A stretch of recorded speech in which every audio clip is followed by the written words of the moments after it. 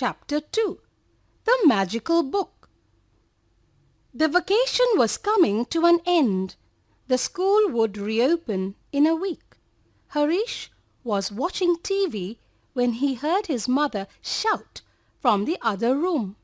"Harish, are you ready? The counter closes at 12 o'clock. We have to hurry." Harish hurriedly put on his shoes and shouted back, "Yes, Mom, I'm ready. I'm waiting for you near the car." Harish and his mother were going to collect his new textbooks and notebooks for Class 3 from the school. His friend Amit had already got his books. They were glossy and colorful. As soon as Harish got the books from the counter, he leafed through them.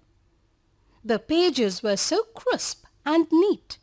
On the way back, Mother warned him, "Remember, Harish, you are a big boy now. You must keep these books properly. No tearing pages to make rockets and boats." "No, Mother, this year I will keep my books neat. I won't tear pages, I promise." Harish was good at studies. He played basketball well. But he had one bad habit. He treated his books badly.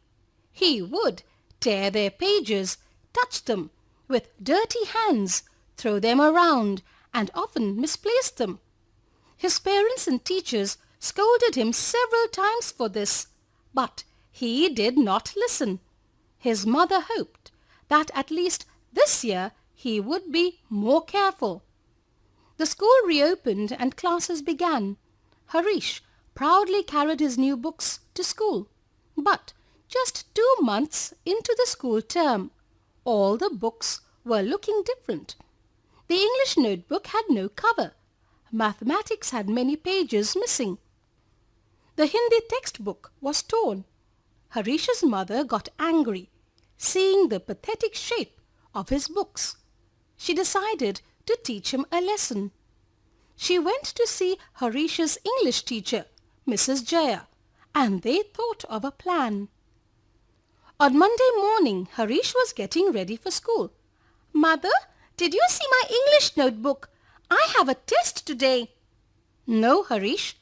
I'm sure it's somewhere there. Have you checked inside your bag and the shelf?" "Oh, Mom, I can't find it anywhere. Mrs. Jaya is going to scold me today." "Well, it's time to leave. Your bus is here already. I'm also getting late for office," said Mother, smiling to herself. She knew Mrs. Jaya would take care of the rest. Later in the class, Mrs. Jaya asked the pupils to take out their English notebooks. She handed out the question paper and ordered them to answer the questions. While the other children were busy preparing to write, Harish sat staring ahead with tears in his eyes. "Harish, where is your notebook? Why aren't you writing the answers?" "Ma'am, I have lost my notebook." "Oh, really? I am not surprised. In fact, last night I had a dream. Many books were shouting and complaining about the cruel little children who hurt them. They have decided to hide themselves from the little villains. I think my dream is coming true. Harish, how would you like it if someone pulled your nose, hand, ears or legs?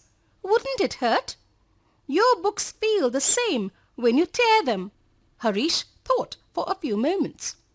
His mother, father and grandparents were always angry with him for this single bad habit of his. He said, crying, "Ma'am, please give me one last chance. I promise I will be careful with my books." Mrs. Jaya said, "Go home and check your bookshelf. I am sure your notebook would have come back there. Take today's test in your rough notebook.